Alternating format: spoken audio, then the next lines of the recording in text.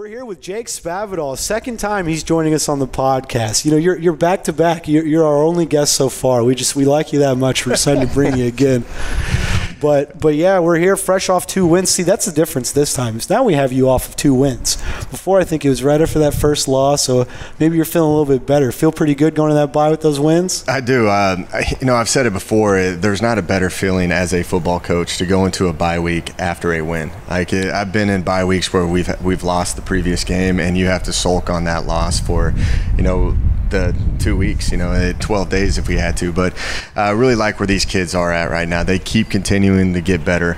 We talk about stacking days. We talked about the non-conference is over. We're starting a new season. Our goal was to be 1-0 after Georgia State, and then it was supposed to be 2-0 after Nicholls State. Now our goal is supposed to be 3-0 after the ULM game. So really pleased with where everybody's at right now. We are in the process right now of getting healthy. We are a little bit banged up after 5 weeks of competition, but it's about getting ahead for ULM and making sure that we're staying healthy right now. So really happy where our university and our program is right now at going into this bye week. You've mentioned starting the season over. You did it right when they started going to conference. Do you think that mentality, that message has really resonated with these guys? They're like, okay, we started 0-3, but you know what? Now time to bounce back and start over. I think they have, and they've got a taste of victory. That was the one thing. I wanted these kids to win so bad after that Georgia State game, and seeing them celebrate in the locker room, and just how, the memories that they'll always look back on a 3 overtime victory versus Georgia State, and just, all the excitement, the fun that they had in that game and also in the locker room afterwards. I wanted them to keep replicating it, and then we had it again last week, and these kids are starting to get a taste of what they're capable of doing. We by far right now have not figured anything out, but we are getting better as a program. We're still waiting to figure out and put together a complete game for once, and they still see that there's a lot of room for improvement, but the thing is they're getting a taste of victory, and they want to continue to have that success. And in getting that taste of victory, how important is that for to continue the success the rest of the season, getting those first few wins to really turn this team into a winner? Yeah, it's huge. It's not just for the football program, but it's for the university as well. I think there's a good sense of energy and buzz and excitement. Even with recruiting, it's spurred our momentum and recruiting as well. But it's definitely going to help the momentum of our program moving forward, just from a football perspective of just getting that taste of victory. And they understand that they got to prepare with a purpose, and that's what we did before the Georgia State week. We practiced, we turned the heat up, and we practiced extremely hard, and they had the results in the game. And then we did the same exact deal versus Nicholls State, and then they had the results again. So they're starting to learn how to prepare, because you got to put a lot of work into this game, and sometimes you don't get the results you want, but if you keep continuing to prepare with a purpose, practice with a purpose, it's going to end up translating to the game on Saturdays. Absolutely. Yeah, Coach. So one thing that I've noticed so far from our football team, especially obviously coming out on offense, the first half, is we kind of came out a little flat. Sometimes all the time. Sometimes we see a different team. As we saw last game, we saw a different team in the second half of that football game. So we have a bye week now to fix a lot of our mistakes that we've made last game. What are some things that we're going to do to improve coming out the game a little bit faster in the first half? Yeah, that was something I said this earlier. I think the main thing, I need to stop telling them to start fast, because they do the opposite when we go out there. So it's more about just us trying to figure out who we are and our identity, and you come out versus Georgia State, and it took us a while to get the run game established, and you come out in that last drive before the end of the first half. That's when we kind of established our identity. Right, you go out versus Nicholls State, and they kind of did some things that we weren't prepared for. They did some different looks, and it took us a while to be able to get that continuity up front and make our adjustments, and we established it in the second half. So what we've got to do is make sure that these kids are continuing to throw all sorts of different looks at the front, so they don't hesitate and they don't blink if a team comes out and does something different. And right. That's the hardest part for coaches is that you try to put these kids in the best scenarios and practice what we believe is going to happen, and when they come out and they do something completely opposite, it, we still have to have that mentality where we don't hesitate and blink and we can still operate at a high level. But I do love the halftime adjustments and the mentality coming out and learning how to finish games, because I thought that was something that we struggled with in the past, is finishing games, and we're learning how to finish and play 4 quarters. Absolutely. Now, one thing that I did promise is that we will go a little bit away from like a Q&A standpoint and have more of a conversation with you, Coach. So we're trying to have a little bit of conversation. I know now it seems like so far, anytime we're running the ball very well, we're doing good on offense. And sometimes when we're not having as much success on the ground game, then we're kind of struggling a little bit. So what are some things in terms of offensively that, if we're going out, if we're struggling on the ground game, what are we going to, be able to do to kind of keep that offense going? Yeah, and first and foremost, we got to run the football, and that's what the point of what this conversation is about. But if you noticed, we started getting the ball on the perimeter with the bubble screens, and we started doing some quick slants to the single. So our RPO game has to increase a lot more if we are not having the success that we want with running the football. And I've had a lot of conversations with Coach Stitt about establishing the run game, and don't, go away from it. Keep attempting it until we really find, if we're capable of doing it versus a certain team. Like A&M, we were struggling up front. They have a solid defensive line, but versus Georgia State, I kept saying keep sticking with it, and eventually it's going to pop. But in the meantime, we have to improve our screen game. We got to improve our RPO game just to have simple execution plays if we can't establish that and establish the run game. And that's what gets difficult. Like I'm telling you, when the run game's popping, play calling is easy. And when it's not, you've got to be able to have some RPO screen-oriented things just to keep some, efficient plays where we can get the chains moving. So, we've been working on that all week, and we started creating periods where this is a run period in practice where you're handing the ball off and that is it. Yeah. All right. And then you have a period where you can RPO as much as you want, and then you have it. So we're training these guys to continue to develop in this off week, because we've got to develop as an offense for us to have success that we want as to finish off this season. There was a lot more questions at the beginning of the season about quarterback, a little bit of a carousel, who was going to start under center. It seems like Jensen is starting to solidify himself as your guy. Do you still feel that there is an open competition, or is he really starting to take that job by the reins? I think it's his job right now, but it's not. Tyler Vitt is doing such a great job of improving as well that, if Gresh goes in and does struggle and have a bad game, I still feel confident with putting Vitt in the game. And but we still stand for Gresh right now, because his play right now and the way he's at least got 2 wins back-to-back right now, and he's efficiently playing. Didn't have any turnovers in the Georgia State game. He had one last week versus Nicholls State, but he responded in the second half and played efficient football in the second half. But, it's a long season, and there's going to be a lot more quality opponents that we play. There's going to be a lot more adversity, and we need Tyler Vitt to keep hanging in there and keep staying the course. And he's been a great teammate through this whole process, and he's been preparing like he is the starter. So that's what it ultimately comes down to, is the next man up, and that's kind of been the theme with a lot of the other players that have stepped up in situations where they've had to play, where Tyler Vitt is ready to go in whenever. But as we say right now, this is Gresh's job. Yeah, gotcha. And the big difference that you were saying between the two was the leadership.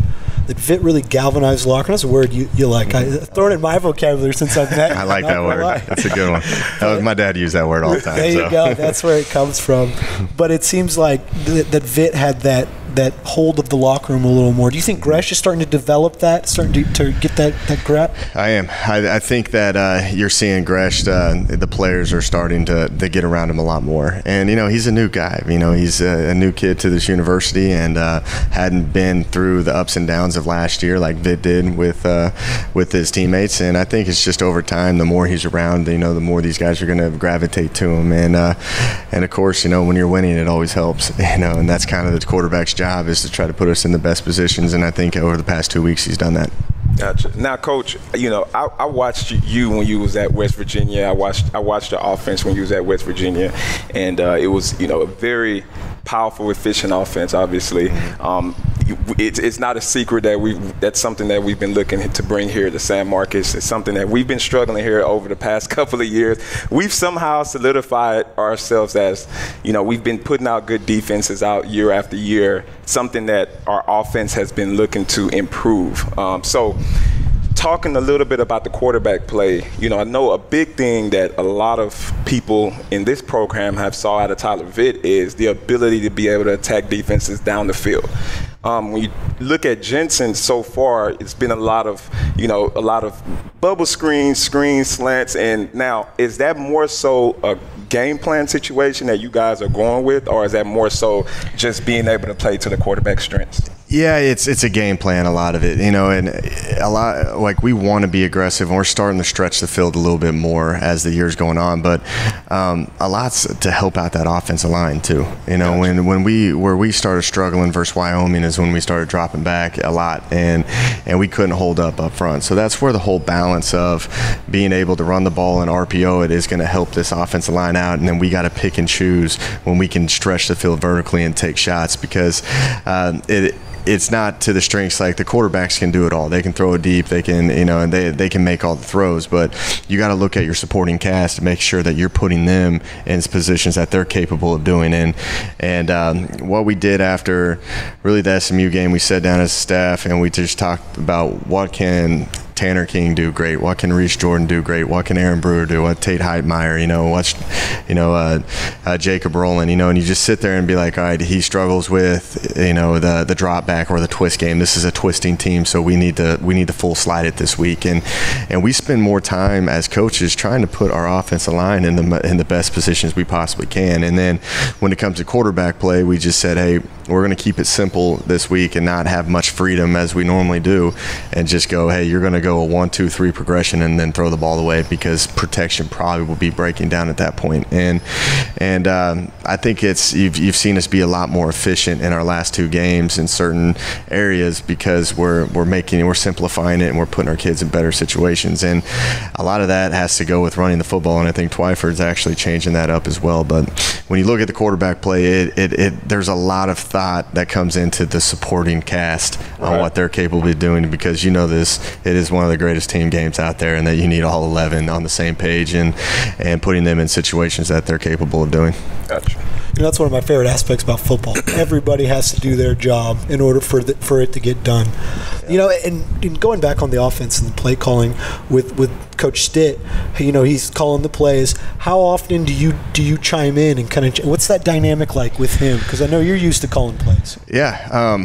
What I typically do, and I started sitting in and we put the game plan together early in the week. All right. I started just sitting in there, and once you get the game plan in, then you can call it from there. It's more about making sure that everybody in that room is on the same page.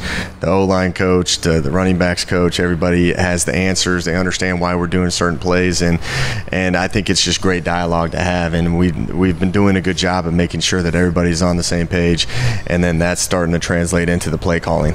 Because we've sat down as a staff and we've talked through every single scenario out there, that this is what I like in the high red zone, or on third and long and third and medium, or goal line plays, or just, hey, get back on track after possibly a sack or behind the chains play. So those are the conversations we have throughout the course of the week. Where you get to the game, it's more about just reacting. And in between series and drives, I'll never interrupt Bob during the middle of a drive, because I always hated that as a play caller, when people would chime in with opinions. But in between drives, everybody, as a man, just sits up and says, hey, this is what they're doing, this is what I like, and then you kind of formulate a next drive. And I think Coach Stitt has been starting to figure out our personnel and figure out how we work, and you're starting to see us have more success as an offense. You mentioned that about the not interrupting and kind of delegating a little bit more, and that's what you said you liked a lot about Sonny Dykes, your former coach, doing that, is not getting in the middle. Is that one thing that, you're 5 games into being a head coach, is that one thing that you've kind of learned the most, or what's one thing that you've learned? You could say you've learned the most as being a coach. That's the one right there. Is delegate the responsibilities. You have a staff for a reason. It's just like the 11 guys that are out there on the field that we're talking about. All 11 have got to be doing their job, and if there's any trust issues, like O-line especially, like they gotta play as one. And if there's any trust issues, then there's probably going to end up being some discrepancies in your offense. And the same thing as it goes as a staff, that you've got to build off of each other's strengths and weaknesses and help out, but you all got to be working together. And that's kind of my main thing that I've learned is, you hired them for a reason, so let them do their job, and you just have to have those constructive conversations. If when adversity hits or things aren't going the way you want them to go, you just sit there and you talk it through. And the thing that I love about our staff is we all want to be good, and we'll come in and we'll be like, hey, we need to be better at this, and then we'll make the adjustments and go out there and coach it. So it's all about letting people do their job and making sure everybody's working together. Almost swallowing pride and taking that constructive criticism. Yeah, exactly. Yeah. Now, Coach, we're 2-3 right now, but it's safe to say that the 3 losses that we've had has come against some pretty good ball teams. I mean, you look at Texas A&M; they're sitting at 25 right now. You have SMU's at 24, and then we lost to a very good Wyoming team that's 4-1. So, what is the attitude of this football team right now, that we're coming off of two wins, 2 real good wins, and we're heading into a bye week. We have ULM coming into a Thursday night ESPN kind of game. What is the attitude of the football team right now? I think they're in a great spot. I've been laughing because we've been confusing everybody, because our kids are tweeting out 2-0 everywhere, and and when everyone's looking at us, you're actually 2-3. But we've just kind of put this whole mindset that we put those first 3 games to rest, and that all we're trying to do is stack wins, and we've stacked 2 in a row, and it's time to try to get another one this next Thursday on a national TV game that you're going to have a lot of good eyes on you. I think our kids are excited for this bye week. It's came at a good time. You sit there and you heal up this week, and I think these kids are going to be fired up to go out there and whack our field and run around and try to put on a show for everybody. Gotcha. Now, I remember coming to practice, Coach. Twyford, actually, I know Keff remembers this, but Twyford is one of my, better players. It's one of my favorite players on the team, because, I was just like, oh, this kid he can run the ball. Then we started playing him a little bit more. He solidified himself as one of the starters now. But at the time, not a lot of people just knew too much about him at the time. So is there any players right now that hasn't, made a name for themselves yet, but that is just killing right now at practices and stuff like that? And I think he's starting to make a name for himself, is Javen Banks. All right, and what we did is, and we coach these kids up as hard as we possibly can, and we do developmental scrimmages all the time. And what people don't see is we challenged him on special teams, and he goes and he scores a touchdown versus Georgia State, and then we're challenging him as a receiver, and we call it Bobcat ball. It's our developmental ball that we do on Thursdays, where it's a full scrimmage, tackle, everything. Javen Banks scored 3 touchdowns in that game, and then he goes out and he hits the 77-yarder in the game. So that's what I love to see, is this kid is working extremely hard, and he's putting all this effort into it, and then now these results are starting to see for everybody out there in the games, for him scoring 2 touchdowns in 2 games. But it's that kind of under the not under the lights, when no one's watching, that he's putting this work in and getting a lot better. So Javen Banks has been really impressive to me right now. Gotcha. On that touchdown, the 77-yarder, better catch or better throw? Who's the real hero? It was something that we talked about all week, actually for the past couple weeks, is the back shoulder throw. When you stretch the field, you don't have to throw a perfect ball down the field. It's the hardest thing for a defender is an underthrown ball. So we try to work these back shoulders down the field, where if Javen was, winning by, 5 yards, then, let him run the grass and throw it as far as you can. But if it's a pretty even matchup, then back shoulder, because the defensive back's typically going to lose sight of the ball. And I thought it was just a thing that I was pleased with, because we've been discussing that for weeks, and then finally went out there and executed it. And it really, that is probably our most explosive play and only explosive play of the entire year. So it was fun to watch them actually execute it. Yeah, I was definitely surprised when that big play came. It almost came out of nowhere. It was like, oh man, all of a sudden 80 yards down the field, Bobcats are in the end zone. And I know that's what you want, because you're an offensive guy.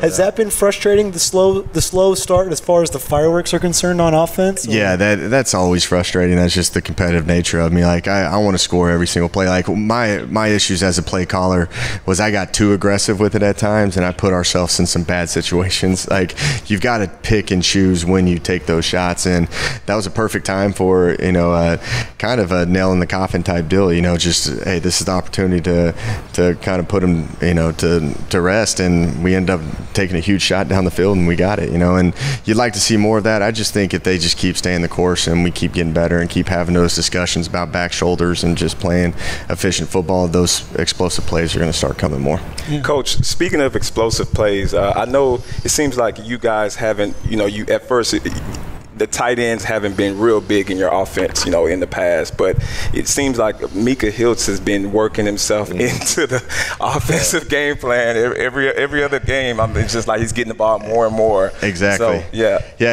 I'm saying he's a 6'5" kid. He's a great looking kid out there, and a great catch radius. And it's an easy, efficient play for the quarterback.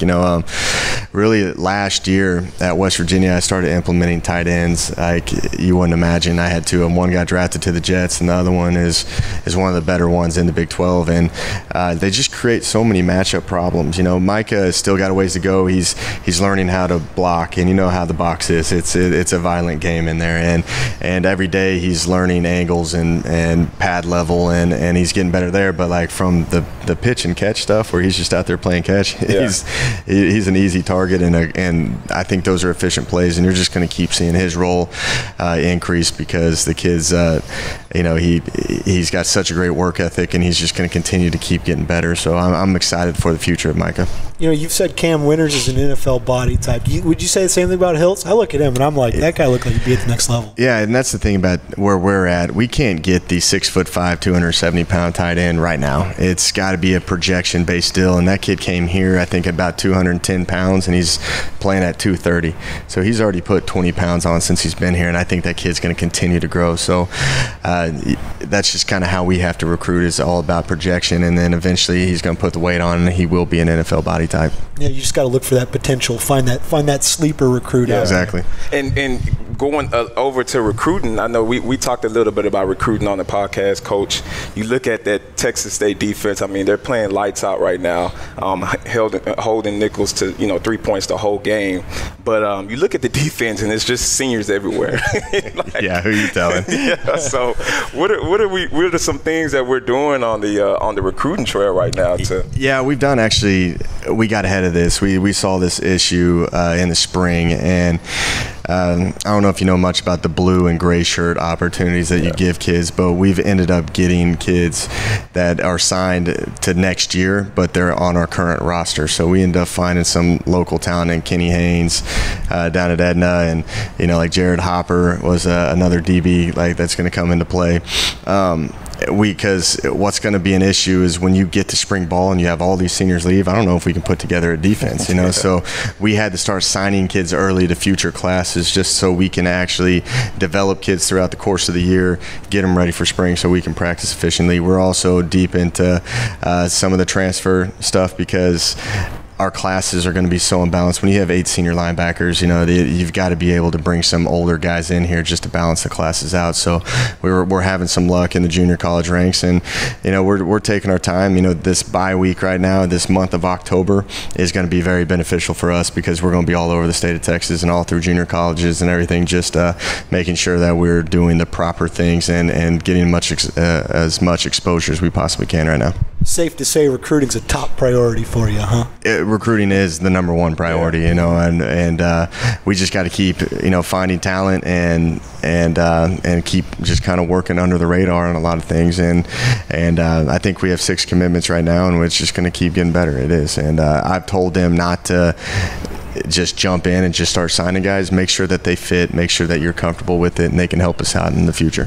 Now, in terms of the recruiting style that we're going, is this more so Texas that we're recruiting, or is it just we're finding talent everywhere? I know a lot of people always put emphasis on recruiting in-house here. So and we're trying to I have a staff that is very deeply connected in the state of Texas, and that's going to be our first priority. But once you start going down the list and maybe that kid, you get to a certain area in your position group that he might not compare to the rest of your league, then we got to open up our databases a little bit more. And we kind of stick in the surrounding areas of Louisiana and Oklahoma. And, sometimes we're dipping into Arizona a bit, but nothing crazy. But we want to get Texas kids is the deal. But like you get in late, like what we did, and you find a guy like Micah Hiltz, a 6'5", 210-pound basketball player that is going to be a good player. Then we go for him here until we can just start building a database and getting our feet on the ground more. But there's a ton of great talent in this state, and you find a guy like Cam Winters, just kind of the under the radar kid, and you walk in and we have to roll our sleeves up a little bit more and go find these guys, but you find that kid, and I think that kid's got a very bright future ahead of him. Yeah, 6'2" true freshman at corner. It's kind of crazy when you look. Every time I look at Cam Winters, I'm like, how's he not a linebacker? That's exactly. I think the kid's going to be phenomenal. Like it's just you laugh. Like the first time he came on the official visit, I kind of looked around and I was like, so who's recruiting this kid? Because I'm used to recruiting that body type at all the Power 5 schools I've been at. Interesting. That's really interesting to hear that's a guy that you would look at from your other schools. Now I'm sure we went over our time, so I'll leave it at this last one. We can keep Coach here all night. We really could, but we don't. We know you're a busy guy. You got to get on that recruiting trail. No, but one of the questions we got online was about your sweaters. You wear a lot of sweaters. You got a lot of cool sweaters. They want to know. That's a new one right here. They want to know: do you get hot wearing them? Why sweaters all the time? Is it too warm? And where can they get them? I've always worn long sleeves because of the sun. And just my dad was a coach and my grandfather was a coach, and you see just the skin and just I've had my grandfather used to go in and have issues just with just cancerous stuff just from the sun, and that's why I wore long sleeves and then I just ended up putting the hood on it. Because I just kind of like the style of it all, and then it's just kind of turned into my thing over the past couple of years. But I try to. It's funny because you start wearing these long sleeves and these hoodies, and I don't get hot, by the way, doing it. It's actually it kind of keeps you a little bit cooler because the technology of all these dry fit stuff. But the more you wear them, then everybody kind of labels you as like a long sleeve hoodie guy. So I start getting all these hoodie things in the mail and everything. So I just continue to wear them. You like hoodies, so keep sending the free hoodies. Right? Exactly. Send them all to us. You don't mind that at all. Send my guys some too. Right? Hey, thank you. He looks into the camera too. You heard it here. Hooking us up. And of course, you have a logical answer for why you wear the long sleeves with melanoma and all that. So that's a good response. You should show them the watch too.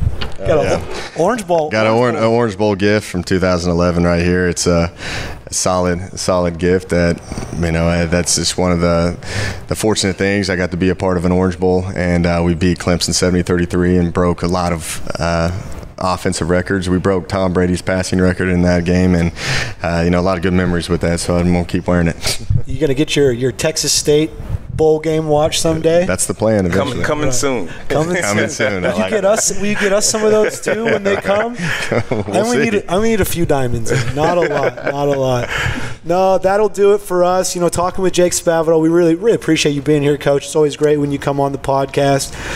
We're here, SHN Sports, doing a great job producing us back there. Make sure you go follow them. Man, Carl, hold it down in the back scenes, man. Always making us look good, looking better than we deserve. I'll tell you what. No, go follow them at SHN Sports on Twitter. Follow us on our Twitter account, on Instagram, on Spotify. Just go like and do it all. We need all the help we can get. But thanks again for tuning in, and we'll see you next time. Let's get it.